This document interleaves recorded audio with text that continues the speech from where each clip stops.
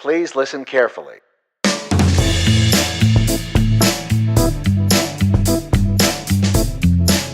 Welcome to the Big Ideas for Better Places podcast from CityWorks Technical. My name is Brad Stevens, and I'll be your host today. And it's my pleasure to introduce you to our guest, Ms. Kennedy Smith, principal with the Community Land Use plus Economics Group, also known as the CLUE Group. How are you doing today? I'm doing great. How about you? Doing very well. It's a pleasure to have you on. I know that you've been engaged with Expo in the past. Has it just been the one time you've been down to speak? No, I've been twice. I was there for the first 2 years. That's well, you've made quite a reputation for yourself, and your speech is one of the ones that people keep going back to. So it's a pleasure to have you on today, and hopefully we can dig up some more nuggets of wisdom here in the next little bit. I hope so. Well, now, how do you kind of define what you do these days? I know you've been working in communities for quite a while. A lot of your work has been engaged around downtowns, but kind of in your own words, what do you think it is that you guys do? Sure. I mean, it's difficult to describe it. You know, somebody asks you at a cocktail party what you do, and most people can say, you know, I'm an architect or I'm a whatever, and it takes me 2 minutes. But basically, we work sort of at the intersection of economic development and historic preservation. So we work with all kinds of historic places, mostly downtowns and neighborhood commercial districts, sort of older, traditional, walkable mixed-use districts, but also other kinds of historic places that people are trying to figure out how to make work economically again. These are places that, you know, presumably functioned well at one point in their past, but now for whatever reason, or a variety of reasons, might not be working so well. But now, as someone myself who grew up in Charlottesville, I can certainly understand the value of an incredible downtown. But kind of when someone is thinking about working with you all, or thinking about why this kind of work is important, what do you kind of say to get them thinking about this? Well, I mean, it's usually a community contact us, especially if they're talking about their downtowns, because there's something going wrong. They don't quite understand why their downtowns aren't as economically and culturally healthy and vibrant as they might be, or they've hit some kind of an impasse or a plateau. They've reached some sort of challenge, which is fairly common in downtown revitalization and downtown economic development. You know, sort of, you know, almost all downtowns in the U.S. and in North America, and becoming increasingly true globally, hit this sort of plateau at some point. Here it came in the 1950s and 1960s with the advent of shopping malls and shopping centers. What we were essentially doing was creating more commercial space than we had market demand to support. And we were also beginning to segment out uses. So where downtowns used to be, you know, sort of a mix of everything, that's where government was based, that was where churches and religious institutions located, commerce was there. Commerce always needs traffic and exposure. So downtowns have always grown up at the intersection of those two busiest streets in a town. One of those streets might be a river or a railroad track, but whatever that busy intersection is. You have small industry there, and it was also the community's public space. You know, it was where people would come to celebrate, to protest. So all those different things took place in downtown. So the advent of shopping malls and shopping centers, we began to sort of separate functions out and saying, okay, shopping goes over here and industry goes over there, and upper income neighborhoods can be here and lower income neighborhoods can be there. And it really began to break apart the fabric of what made a community work economically, fiscally, culturally, and, you know, that became a problem. So as communities begin to put that back together and piece it together, they invariably run into some challenges. In some places, it might be that they have to go back and kind of go through their planning and land use laws and policies with a fine-tooth comb and sort of chuck out all the things that are causing problems. In others, it might be that capital and capital flow is an issue, and that lenders and equity investors just don't really have confidence that the downtown can be what it might be again. It could be, you know, building code issues. It could be any number of things. Transportation challenges, aging infrastructure. So we hope communities solve those problems, sort of tease out what the sequence of things was that happened there, or might have happened over the intervening years, and what the best strategies are and tools or resources are that we're going to need to move forward and break past those logjams. Well, it's interesting. I'm hearing this kind of refrain in there that the downtowns matter because they're almost the lifeblood or the heart of cities, and when you don't have a strong downtown, it's almost like there's an identity lacking. Is that some of what you guys see?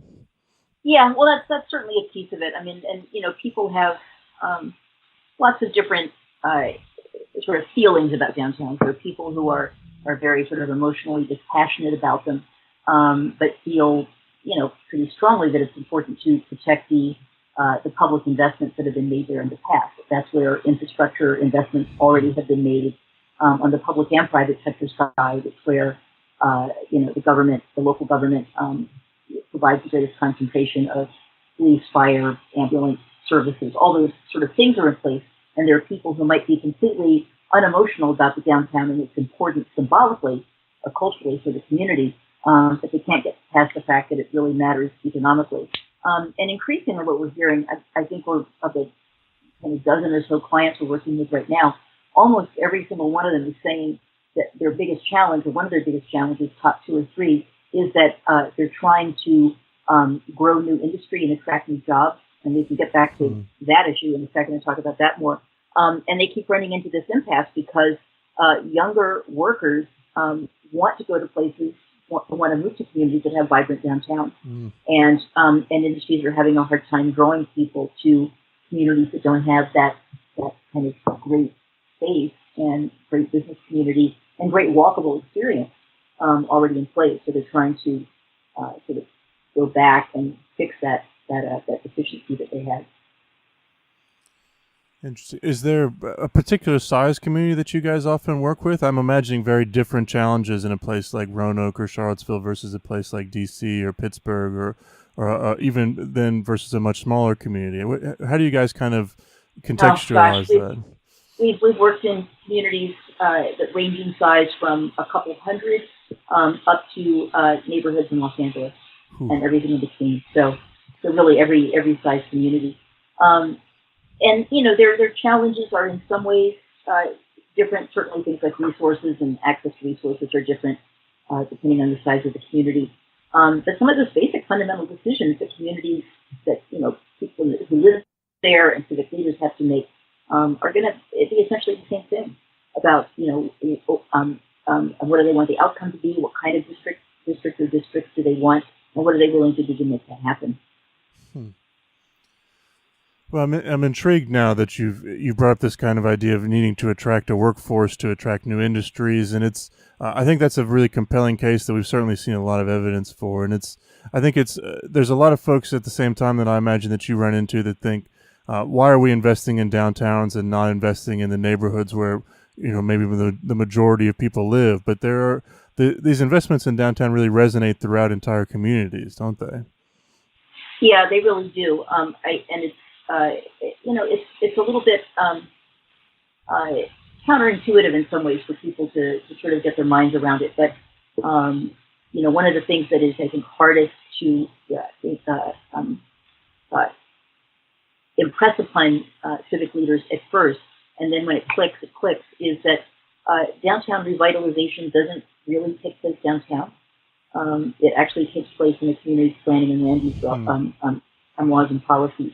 And if they're, enabling creation of lots of new commercial or even residential space um, outside the downtown, then there's a finite number of dollars that people have to spend on stuff, and that number is declining, by the way, nationally. We should talk about that some. But if they're building more commercial space and they have dollars to support, then somebody's always going to suffer. Downtowns are actually beginning to do pretty well. They've kind of turned a corner in large part because millennials and Generation Z is being drawn back to downtown, to places that are sort of authentic places. The entities that are really hurting now, of course, and have been for a decade, are shopping malls. Traditionally, they're sort of first and second generation 50s, 60s, 70s, 80s era shopping malls that are, never really reflected that kind of range of experiences and range of time that downtowns did and don't have the mixture of uses. And they're kind of locked into this single-use, single-purpose moment in time.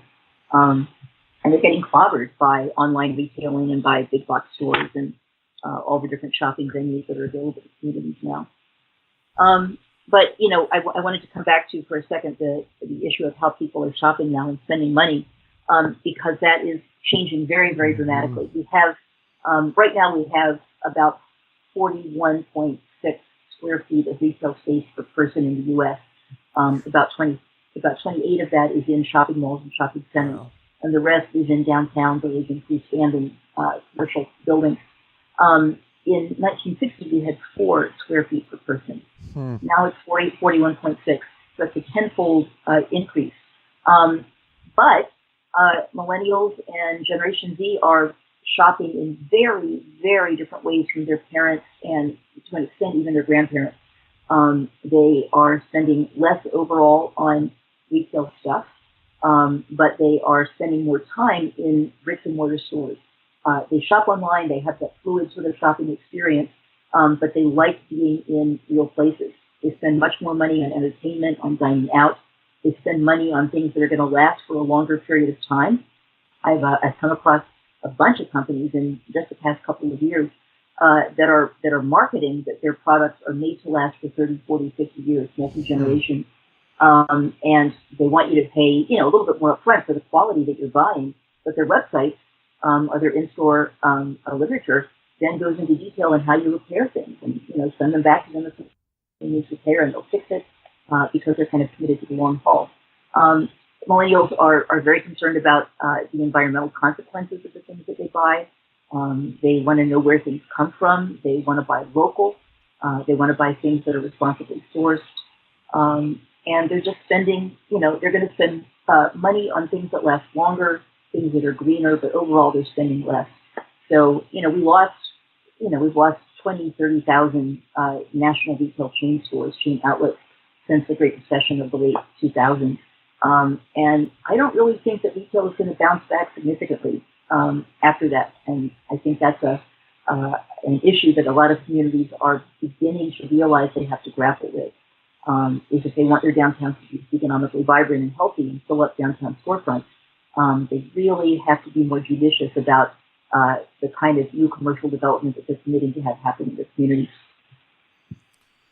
Interesting. Of course, that has long-lasting financial repercussions for many of these municipalities. That they, as we see these trends change, we see municipalities coming up short in their budgets, and these questions become even bigger in some ways, don't they? Yeah, they sure do, and it means that communities really have to think differently about everything, including how they generate their revenue. I mean, we've decided that we're going to tax, commercial property in a certain way and retail sales in a certain way. Maybe it doesn't need to be that way. Um, and there have been, certainly thoughts and ideas about that over the years. But we also need to think about different sorts of uses for downtowns. And one of the biggest ones, of course, that's sort of happening now is sort of this maker economy, small scale manufacturers, people who make stuff. And in many cases can locate any place in the country and potentially the world because they sell their products online or through wholesale distributors or directly to consumers on a one-on-one relationship. And they're looking for places that are kind of cool places to work, places where they can live upstairs, they can work downstairs, they can walk to a cafe, they can go to the post office. Everything is right there at their disposal. An example that I use a lot is this guy William Reese, who makes harps, concert and public harps. And he works out of a storefront in downtown Rising Sun, Indiana. Um, Pretty much everybody in downtown Rising Sun who needs a concert harp has bought one by now. His customers aren't local; they're global, and they Hmm. know him and know his product. He could locate any place. He could be in the middle of Manhattan. He could be in uh, some tiny town in Kansas. He could be anywhere, but he wants to be in downtown Rising Sun because he likes the environment. And that is becoming an increasingly important driver in community economic development. And I think that's beginning to make some civic leaders think differently about their downtowns. That it's not just a nice place it's not just a good thing to make it look lively and beautiful, but it really is a good, sound, historically proven base for a pretty diversified economy and a good home for these new small industries that are taking root all over the country. It's really interesting. My dad is a woodworker and carpenter, and he's I never expected him to be up to date on these trends, but he was telling me the other day about a number of the people that he follows that have started storefronts of all things, even though they almost sell nothing from their storefronts, that they're seeing this advantage to having a place where they can do their work and be invisible or be visible in a community and be a part almost of a collective as opposed to just being on their own shacked up somewhere. Yeah, there you go. It's happening everywhere. Hmm. But I wonder, there's this kind of other component to this as well that I think is crucial in that we're seeing an increase in residential units in downtown areas as well, and that they seem to go hand in hand. And that I don't think people would want the residential necessarily without the commercial, but the commercial definitely benefits from having the increased residential, don't they? Yeah, I mean that's it's been such a hot trend of new housing coming to downtowns for such a I say such a long time now, but it's probably been you know 10, 15 years that it's something that I'm almost even forget to mention now because it's happening every place in sort of southern Virginia where you guys are. It's all over the place in Uganda. Look at how many units of new housing they have in their historic downtown. Um, and I think that's the kind that's here now for the a long haul. And of course, historically it was that way, and it's bringing back. Hmm. Well, I'm intrigued. Kind of, you mentioned some of the different challenges you face when you go into these communities. That sometimes it's lack of private investment, sometimes it's zoning regulations or misplaced priorities from the local government. Kind of, what are some of the typical things that you see that come in that when you come into a place that need to be changed early on?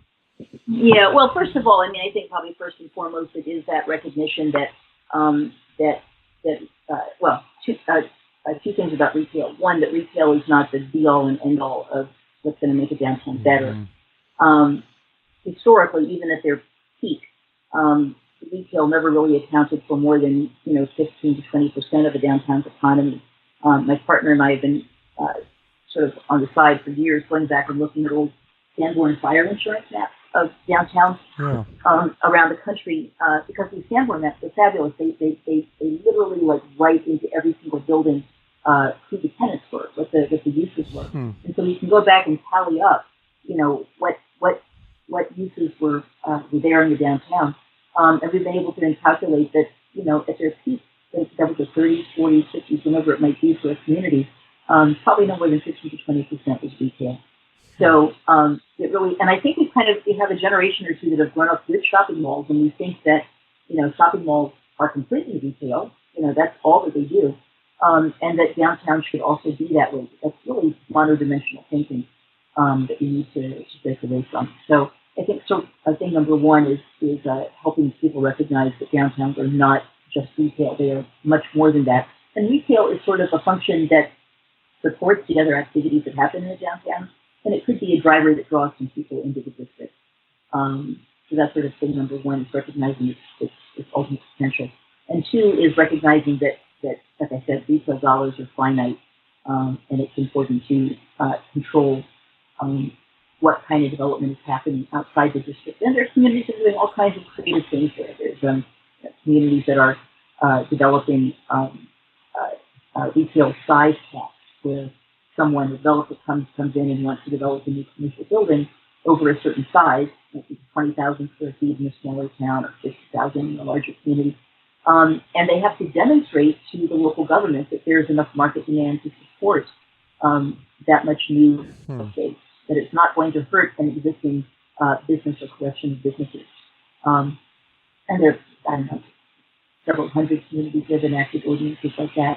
There's some that have ordinances that basically are development impact fees, where if someone wants to develop a new commercial space outside the downtown and the downtown has equivalent vacancy, they can do so, but they have to pay an impact fee to do it, and that impact revenue then goes to benefit downtown development. Hmm. So there are plenty of creative things that communities are doing to make that happen. Um, a lot of what we do is helping communities unlearn sort of bad development habits that have happened over the years.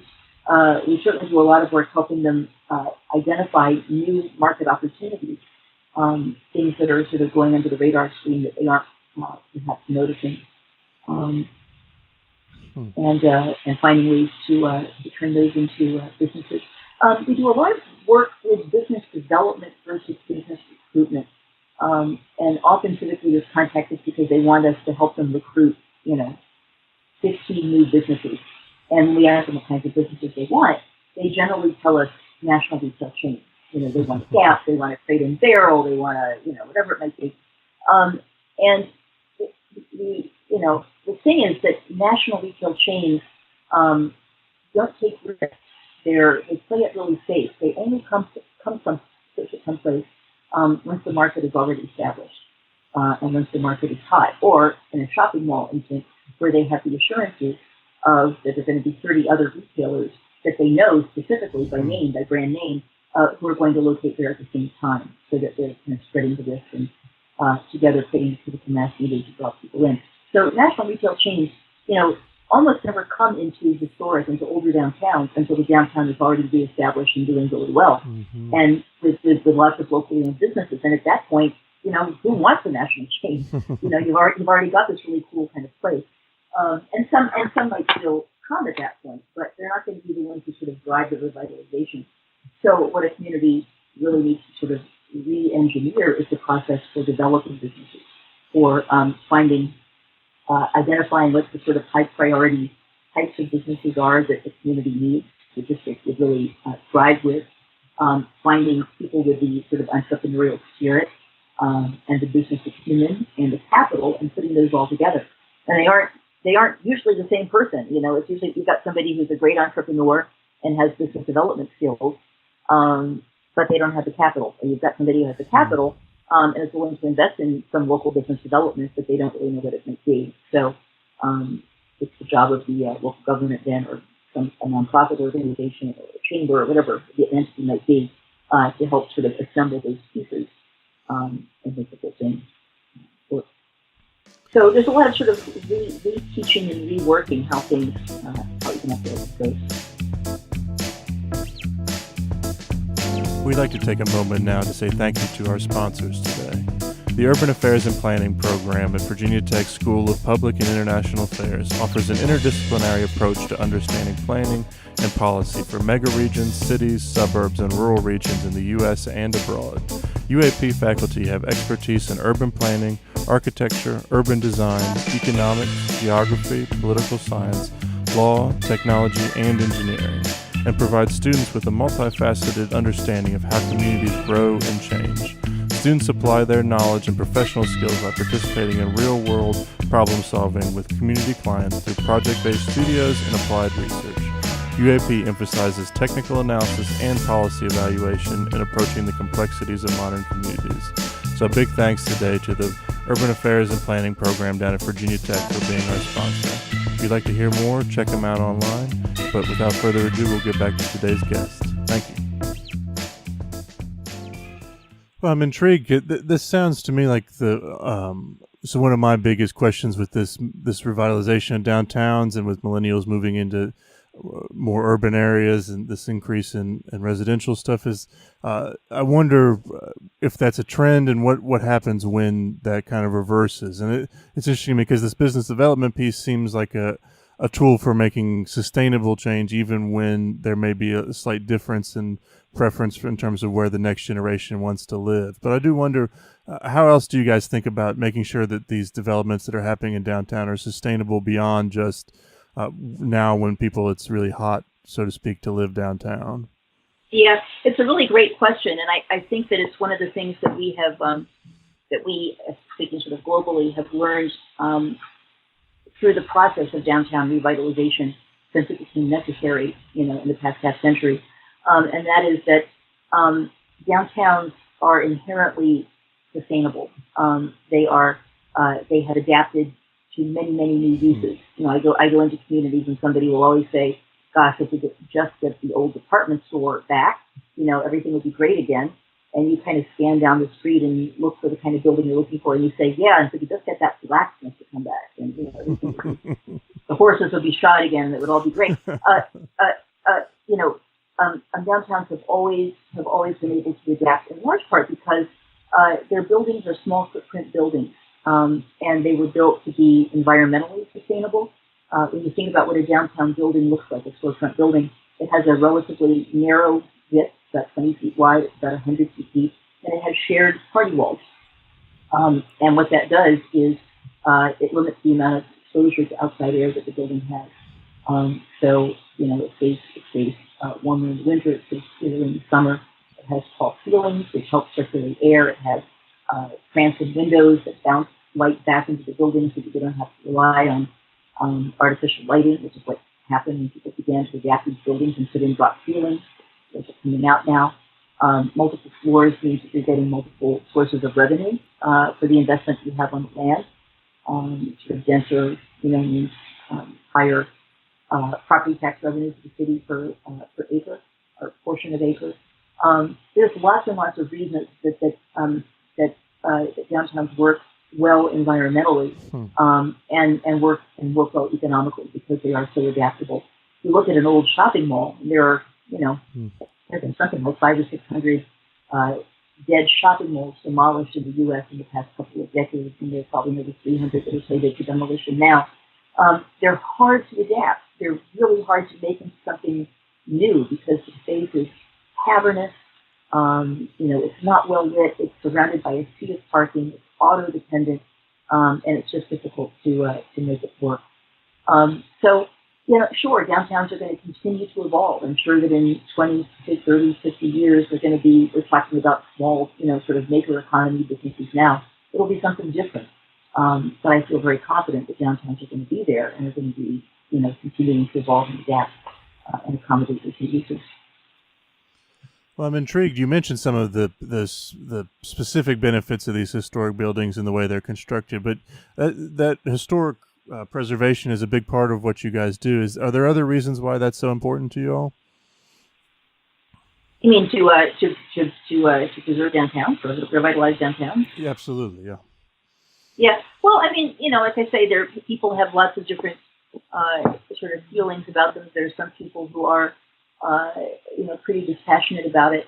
I feel like, a downtown, it looks, really tells the story of a community. You look at a downtown and you can see from the styles of the buildings, each of which hopefully reflects the era in which it was built, the names on the buildings, the materials that were used to build them. You see the history of the community sort of written right there. That's, again, to use a shopping mall as a contrast, that's not the case there. You go there and you see, it was built in 1983 or 1992, and that's it. It's a moment. It's a frozen moment in time. I think it's really important for people to grow up in places where they understand there's sort of multiple dimensions of history and can look back and see how things have changed, how some things maybe, have sort of evolved and not changed in their fundamentals, but changed in their application. I think it gives a real richness to the experience of living and visiting in a place. Certainly people, when they, go on vacation and they travel places, they like to travel to places where they're going to have an authentic experience, learn something, see something old.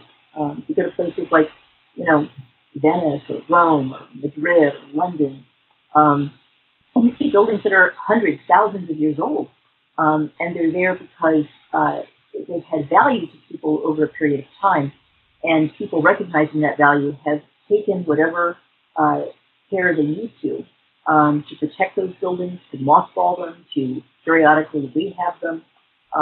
They're there for the next generation. There's a different value about the importance of history that I think America is just beginning to sort of come around and grapple with. Certainly, I think all the noise that we've had lately over whether we should preserve Confederate memorials is helping people kind of focus in on, what does history mean for us now? How does our interpretation of history differ and change over time? And buildings are a constant testament to here's how our community has grown and shaped itself and evolved and improved itself. And I think that if we don't take care of that physical built architectural record, we really lose something. It's also really crucial for, in a very sort of mercenistic sense, for marketing distinctiveness. If you think about, there in Central Virginia, think about Roanoke and its downtown for a second, and then think about Charlottesville, and then think about Stanton. They all have a different feel. They all have a Mm-hmm. very different identity, and a lot of it is captured in their physical form. And you think different things about them. If you go to a shopping mall in Roanoke or a shopping mall in Winchester or a shopping mall in Charlottesville, if I blindfolded you and put you in the middle of their food court, you wouldn't know the difference. You could be any place in the U.S. and you wouldn't know the difference. That is never the case in a downtown. And so they have downtowns have sort of some intrinsic market value that one of the challenges for communities is to figure out how to unlock. Hmm. Well, I am intrigued in terms of kind of you where you think the line between private and public lies with this. That you mentioned a little bit why cities need to kind of get on board with this, but also cities also need to kind of incentivize, I suppose, on some level, private investment. But where is that line between what the local government should be taking on and what local investors should be doing? Yeah, there really isn't a line per se. I think another one of the sort of the things that has our collective civic brain synapses have grown in a direction because of the advent of shopping malls in the 1950s and 60s. And one of those things is that some things should only be done by the public sector and some should only be done by the private sector. And it's really just not that way. Certainly each sector has particular vantage points, skills, resources that it kind of brings to the table in any venture, whether it's downtown revitalization or whatever it might be, education. And it needs to sort of leverage those resources and skills that it has to those of the other sector. So in a downtown, for example, it makes perfect sense that the public sector might invest in infrastructure, maintenance and improvements, that private property owners would invest in building development, that business owners would invest in business infrastructure. But local governments sometimes need to jumpstart that process. And there are times that they need to, or some kind of civic institution might play a similar role. Might need to do things like if local financial institutions are squeamish about investing in downtown building rehabilitation before the market has really been reestablished firmly, and they're only providing a loan-to-value ratio of 70%. Then a civic institution or local government might want to come in with a loan guarantee program to boost that somewhat. Or might want to provide funding for upper floor housing development if the property owner provides funding for ground floor rehabilitation and business development. Sort of doing a trade-off. Ultimately, everyone's going to benefit because local government, as the buildings improve in value, and they improve in value because there's business activity in them that are gradually over time commanding better and better rents. Then the buildings are worth more. Local government is earning more in property tax revenue. Businesses are generating more in sales and therefore are able to hire more people and pay better wages. And the entire process kind of ratchets up over a period of time. In some communities, the place where a local government might intervene might be in physical improvements. In others, it might be, sort of jump-starting business development. It really depends on what each entities, each player's skills and advantages and resources are, and that varies from community to community. Really hard to generalize about, this is a sort of a given in each place. And one of the things that we do a lot of is sort of going in and figuring out what does this community have going for it right now in terms of the resources and skills and talents and advantages that its civic institutions and local government have and can offer. I'm kind of intrigued about. So I hope you're really intrigued about all this. Well, I'm very intrigued. You're right. Right. But one of the things that I often think, my wife will occasionally drag me to the mall here in town, as much as I'm begrudgingly go, and it's always interesting to me how I almost never run into anybody we know at the mall, as opposed to when we're in other parts of town. And I wonder.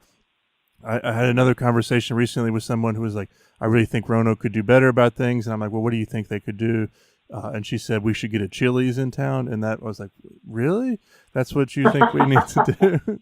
um, but there are a lot of these people that kind of live in this mindset of loving the mall, loving these kind of big box stores. And how do we kind of go about including them in creating this shared vision and understanding how important a downtown area can be? Well, gosh, that's a tough one, and again, it sort of goes sort of a community by community thing because communities have evolved in different ways, and their malls are different ages, and um, their mall management companies are investing in different ways in upkeep and maintenance. And there's some communities where shopping mall managers or management companies are really putting a lot of effort into keeping their malls current. But again, I don't know that it's ultimately going to be very sustainable, and um, it's always wise for communities to be prepared for whatever might come down to pass.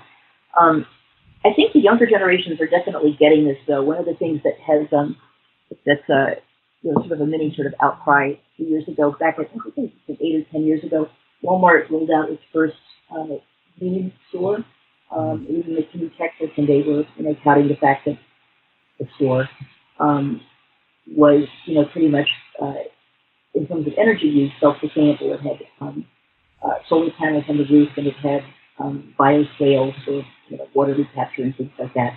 And it was generating enough electricity to support the building itself. Well, we figured out that because it's sited where Walmarts traditionally are on the edge of town, and that it's going to take people about 15 minutes to drive there, that in less than a month, the amount of gasoline, the amount of energy people spend in gasoline to get there completely wipes out the energy savings for the rest of the year in that store. And I think the millennials and Gen Zs are sort of intuitively understanding that. I bet when you look at the demographics of people who are shopping at the shopping mall, you're finding that there's pretty much older people, or the younger people who are just hanging out but not buying anything because they're looking for a gathering place. I really believe that shopping malls are a moment that has come and gone, and it's going to be on decline now for the rest of the next 30, 40 years.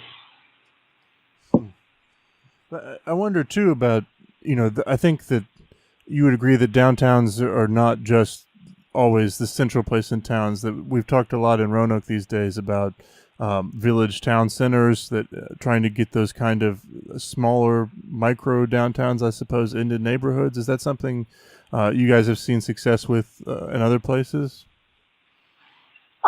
Yes, to an extent. I mean, when I hear things like village town center, I cringe a little because I think of auto-dependent places that look like downtowns. They kind of design them. They have smaller storefronts, but they might just be sort of shopping centers in better clothes, or so I sort of wonder, they're interpreted differently.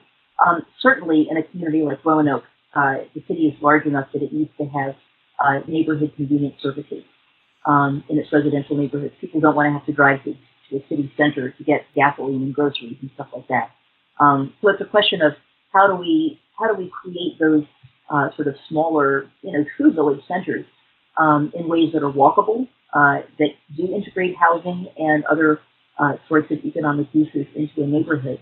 So that they're easy for people to access. They provide community gathering points and focus points where things can happen, so people can work close to home, but aren't necessarily a CBD. And I don't think that that's something that we've quite gotten down yet in sort of urban uh, uh, evolution of the certainly of the 21st century. Again, going back to sort of some historical precedents, and you see this you can see it certainly in cities like Richmond and Baltimore, and to an extent Washington. You see vestiges of it. You can go to a residential neighborhood and you'll come to a corner all of a sudden, a busy intersection, and all the ground floors of all four corners have shop centers. Might be like a convenience store, it might be accountant's office, whatever it might be, a restaurant, a cafe. But that serves sort of historically as sort of a convenience gathering area for maybe a 10, 15 block radius. And cities sort of historically kind of had this network, this sort of mesh of dispersed services, but they were compact, and like downtown, they were mixed use, they were multi-floor businesses, buildings with ground floor businesses and upper floor offices or housing. We're still struggling to kind of make that work in residential neighborhoods, but I think it's coming. Hmm. I'm kind of intrigued with, I lived in DC for a little while, and I think we're seeing some of that.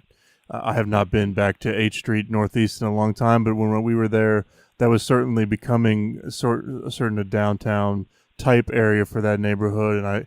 And we lived close to Chinatown for a while, and I remember going down there and just thinking how vibrant this place was. And you only need, as you say, one of those for every broader area, but it is awful hard to create those if they're not some bones there already. It seems.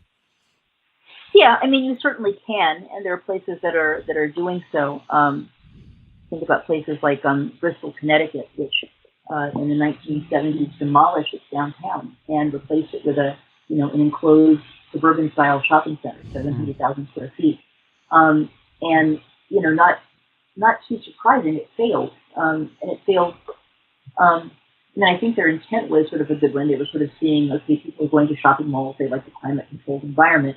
Um, at the same time, not recognizing that one of the things that the malls did well at that point was that they were located on the interstate off ramp, and it would be easy to get to for a region. So for whatever reasons, there were a variety. The mall in Bristol failed, and so in the early 2000s, the city, which had acquired the at that point dead shopping mall, demolished it. And the community is now going through a multi-year process to redesign and redevelop a traditional mixed-use, multi-floor downtown. And it's a really cool opportunity for them because they can really make it, sort of give it all the bones that their historic downtown had in terms of that sort of economically sustainable, small, contiguous footprint building, but also really think ahead to what do we need to make this work for the next, couple of centuries? What do we need in terms of, certainly sort of current infrastructure like fiber optics and things like that, so that businesses can be global. But also thinking in terms of, the configuration of buildings and the shapes. One of the things that they've talked about, for example, is with empty nesters and millennials moving in, doing things like having sort of shared communal, sort of co-working spaces for woodworking and machining. So that really they have to have those things in their own garages, but they can live in an urban environment and still have the benefit of things they might have if they lived in the suburbs. So it's a really cool opportunity for them to sort of rethink what that experience might be. The things, one of the sort of things that's absolutely true about downtown revitalization is it starts slowly and builds on success. I just had lunch on H Street yesterday, and it's been I've been there every 2 months. I was stunned at the changes. There are 5, 6, 8-story buildings in the construction there now. The place is buzzing. It is packed with locally owned businesses, businesses owned by neighborhoods. Everybody in the community is eating there, is having a great time on the sidewalk. Streetcar was zipping up and down the street. They're planning a promotion where there's going to be live music on the streetcar that just winds through the neighborhood. It is an amazing place. And even a few years ago, I wouldn't have quite believed that it had gotten there this quickly. Interesting. It was just kicking off when I'm there, and I must say that I'm glad the streetcar is finally running because I know that was a bit of a fiasco for a little while. But it was, but now it's all good. Everything's good. Well, I wonder as you go into these different communities, and I'm sure you've been in many across the country. What are some of the things that, like, as you walk in, you look at when you get on the ground in a new community? Well, again, it's my sort of saying about downtown revitalization doesn't really take place downtown. One of the first things I want to see is everything except the downtown. I want to see, what's out there, what out here on the periphery might be causing economic challenges in the downtown district. I want to know what the approaches are into the downtown. What's that experience of entering it? How do you know when you've entered the district? I look to see, sort of what level of investment, even on a very small scale, the property owners are making. If you go into a downtown district and there are ground floor vacancies, Is the vacant window clean, or is it like sort of a collection of dead flies Hmm. and cobwebs? Um, those small things, if people are really taking care of the buildings, um, then there's a sense there that things can get better and that people can make things change. I look to see if the community has a history of risk taking. It doesn't really matter if they fail. What matters is that they're willing to take risks um, and try things in new and innovative ways. Um, I look at who the customers are. I do a lot of sort of blind shopping, going into a community without telling people who I am, and just going in on the stores, interacting with the shop owners, the business owners, eavesdropping on the tables next to me in restaurants to see if people sort of excited about being here, what they're talking about, um, all those kinds of things. I think that the one thing that is probably hardest to um, instill is a sense of belief that things can change and get better. And I've seen communities go through phenomenal, phenomenal transformations. Places that were, 30, 40 years ago had 80, 90% vacancy rates in their downtown and now are vibrant and, overflowing and waiting lists of visitors wanting to get in. But when people stop believing that that can happen, it's very, very difficult to turn that around. So that attitude and sense of belief, sense of desire to make the downtown district better, those are crucial. And so I ask lots of questions to sort of gauge where on that scale people are, how much of a believer they are that things can improve and how much they're willing to put into it in terms of their energy to make that happen. Do you you find that your thoughts have changed over time on this? Are there things that you've learned about how downtowns work that you would never have expected to be thinking when you started doing this work? Um, well, like I say, I think one of the things that, and I should have known this intuitively, but I think one of the things that has continued to surprise and impress me is how adaptable downtowns are. Mm. Um, they can just, I've seen, old historic theaters that have been turned into, community pools and, old warehouses that have been turned into all kinds of housing. And, the buildings are just infinitely, infinitely adaptable and communities can remake themselves into many different things. Um, and I think that's what, like I say, I should have known, but it really has constantly impressed me is that these are uh, infinitely adaptable to whatever the economic realities and the dreams and visions are of a community's residents at any time in history. Hmm. Well, I'm enjoying this so much. I kind of hate to bring us to a close here, but I wonder if you could kind of wrap us up with maybe a story that shows what you think a downtown that's working well or a community that's working well looks like. Gosh, I have a bunch of different examples and different models. Do you want to hear something from like a larger city or a smaller community or? Whatever you think is a compelling story. Gosh, well, um, huh. One of my favorite stories, and it sort of has it's a, like a, yeah, it's hard to choose. Okay, so here's one. Holland, Michigan. Um, 1985 had just gotten involved in the Michigan Main Street program, which was a new statewide program at that time. Uh, the downtown literally had an 80% ground floor vacancy rate. It was Mm. just, struggling. And sort of by happenstance and sort of by planning, the community, they had gotten the local government had gotten some block grant money for the new Main Street organization, community development block grant money from HUD, to repave the downtown streets and sidewalks, which hadn't been really attended to for a number of years. Um, and it was happening, they were about to start this process at the same time that their local power plant was looking for a way to expand its cooling capacity Hmm. without having to, dump hot water in the river and pump water out. And they had this idea that maybe they could route several hundred miles of copper and PVC pipes under the downtown streets and sidewalks when they were torn up, and then repave them. Use that as a cooling loop, basically running through the power plant, Hmm. so that as the hot water went through there, it would cool the water and pump it back into the plant. So it would also provide sort of radiant heating for the downtown streets and sidewalks in the winter. And they did this, and lo and behold, this thing worked really, really well. They call it the snow melt system. And in Michigan, which has, as you know, frigid winters, they have an ice-free streets and sidewalks in the winter. Within a few years, they had 1,000 new housing units downtown. They have a waiting list for ground floor retail space. It really just triggered things. That was just one instance of a community thinking innovatively when they had one opportunity.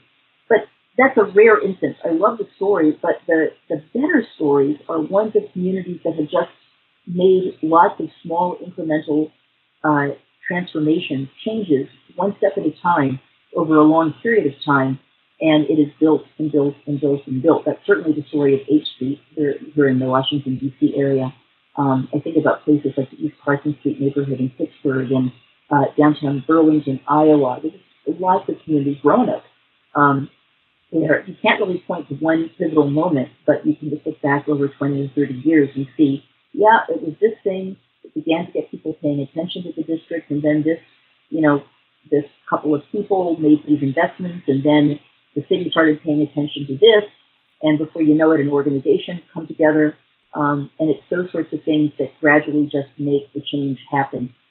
When you sort of jumpstart that by really having a pretty strong economic development plan behind it, and a strong sense of what the community's desire is for how the district might evolve, then you've really got some accelerant and can make things really take off and go in a very focused and concerted way. And those are the really, really exciting stories of the communities that have, just by putting one foot in front of the other, with a very specific goal in mind, have brought about profound transformation over the course of 20 years.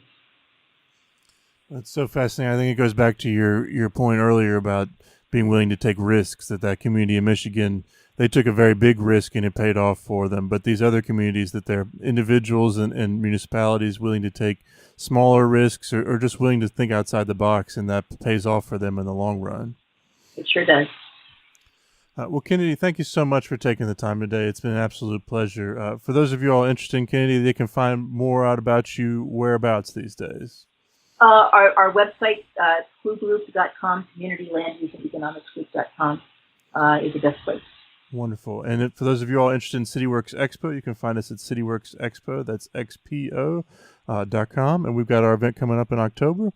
But Kennedy, thank you so much. It's been a pleasure. Thank you, Brad. I really appreciate it.